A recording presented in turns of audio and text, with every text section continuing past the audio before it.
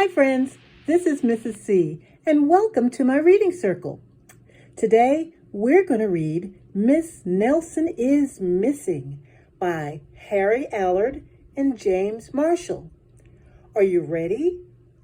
Let's read.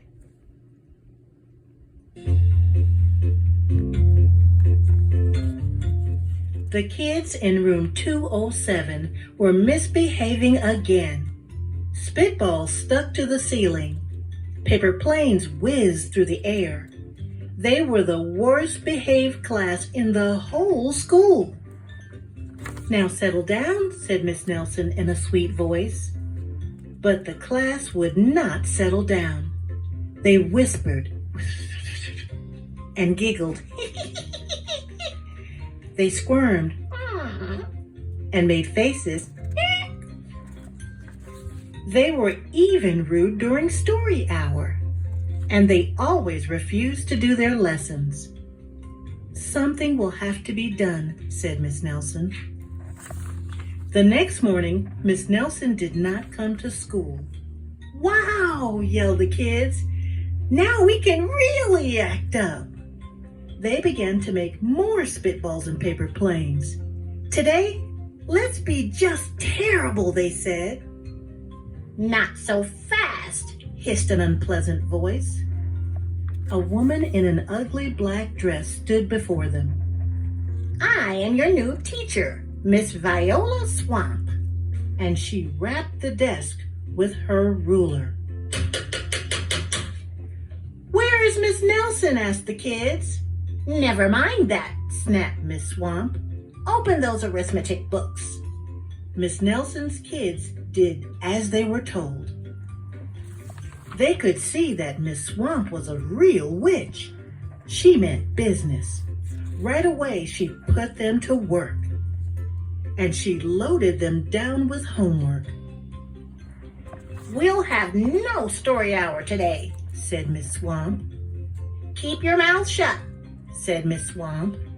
"Sit perfectly still," said Miss Swamp. "And if you misbehave, you'll be sorry," said Miss Swamp.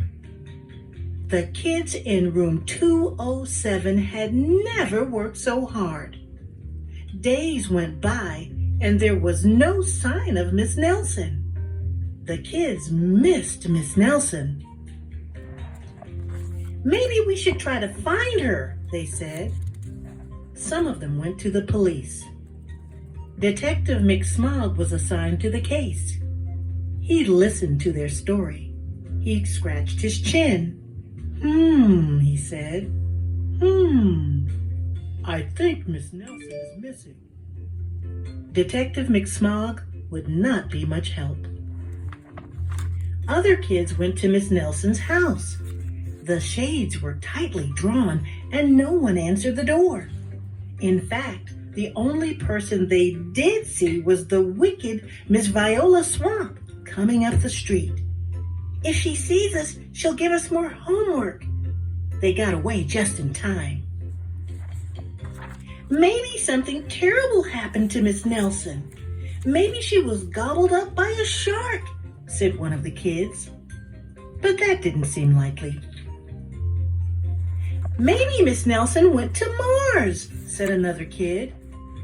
But that didn't seem likely either. "I know," exclaimed one know-it-all. "Maybe Miss Nelson's car was carried off by a swarm of angry butterflies." But that was the least likely of all. The kids in room 207 became very discouraged. It seemed that Miss Nelson was never coming back, and they would be stuck with Miss Viola Swamp forever. They heard footsteps in the hall. "Here comes the witch," they whispered. "Hello, children," someone said in a sweet voice. "It was Miss Nelson!"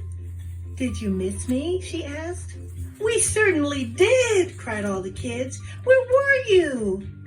"That's my little secret," said Miss Nelson. "How about a story hour?" "Oh, yes," cried the kids. Miss Nelson noticed that during story hour, no one was rude or silly. "What brought about this lovely change?" she asked. "That's our little secret," said the kids. Back home, Miss Nelson took off her coat and hung it in the closet, right next to an ugly black dress. When it was time for bed, she sang a little song. "I'll never tell," she said to herself with a smile. P.S. Detective McSmog is working on a new case. He is now looking for Miss Viola Swamp. The end.